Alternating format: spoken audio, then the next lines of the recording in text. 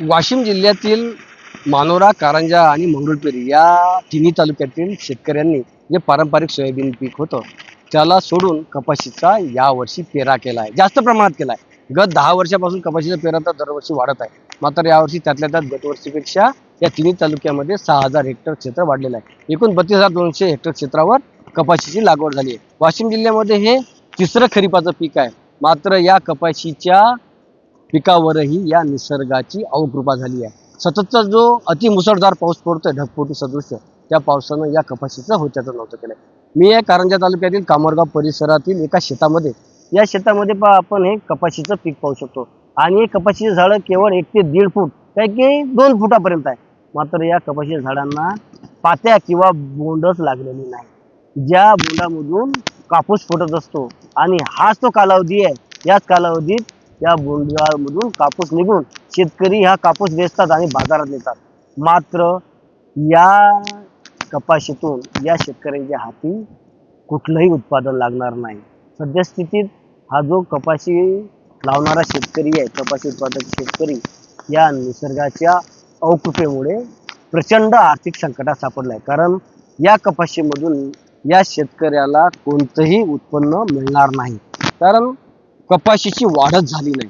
माझ्या समेत या भागातील कपाशी उत्पादक शेतकरी आहे. आपण त्यांना विचारूया. मला सांगा दादा, तू युवा शेतकरी, काहीच नाही आता. आताची जी परिस्थिती आहे पराठीची पाहून सध्या तर याला काहीच नाही आहे. आम्ही सोयाबीनच्या अनुरूपी हे पराठी सोयाबीन सोडून आम्ही पराठी पेरली होती. कारण हे पीक जे आहे हे व्यवस्थित आहे आणि शासनाचा जो भाव होता हा सोयाबीनपेक्षा बेटर होता यावेळेस.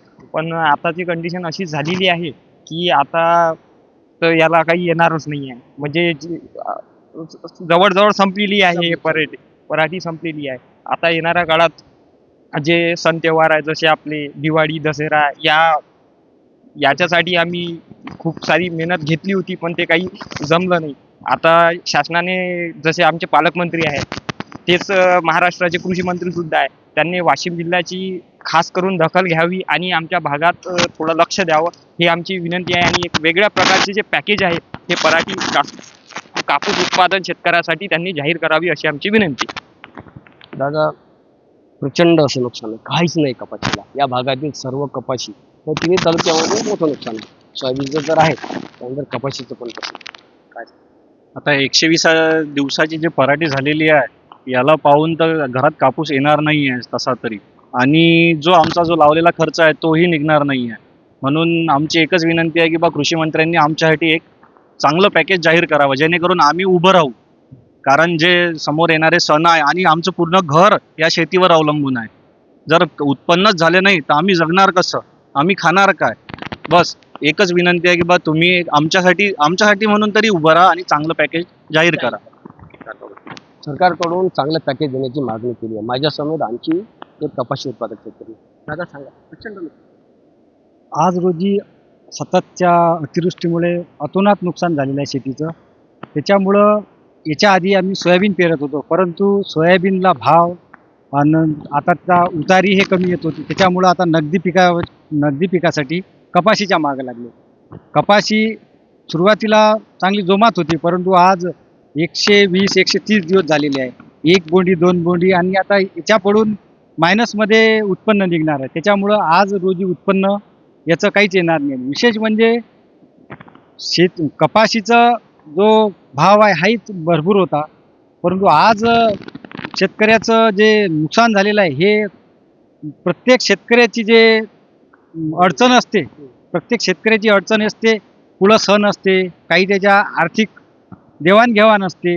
हे शेतकरी हा पुढच्या पिकावर आपला अवलंबून असतो. पण हे पीक पाहून असं वाटून राहिलं का लावलेला खर्चही हा शेतीकडून निघणार नाही.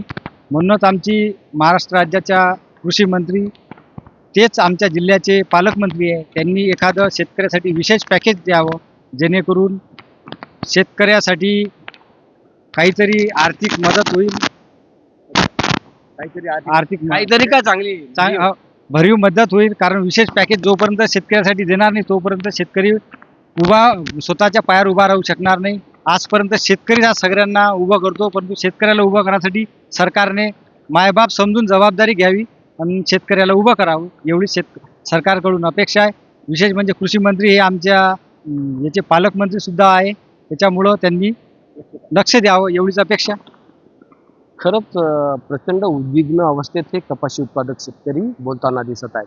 प्रचंड असं नुकसान झालंय. यासाठी राज्य सरकारने आणि त्यातल्या त्यात कृषी मंत्री आणि जिल्ह्याचे पालकमंत्री आहेत यांनी या कपाशी उत्पादक शेतकऱ्याकडे विशेष लक्ष देऊन या कपाशी उत्पादक शेतकऱ्यांसाठी विशेष असं आर्थिक पॅकेज द्यावं, ज्यामुळे हे शेतकरी उभारी घेऊन त्यांचा पुढील वर्षभराचा जो काही उदरनिर्वाह आहे तो चालू शकतो. किशोर गोमाशे, निर्विघ्न लोकमत, कामरगाव, वाशिम.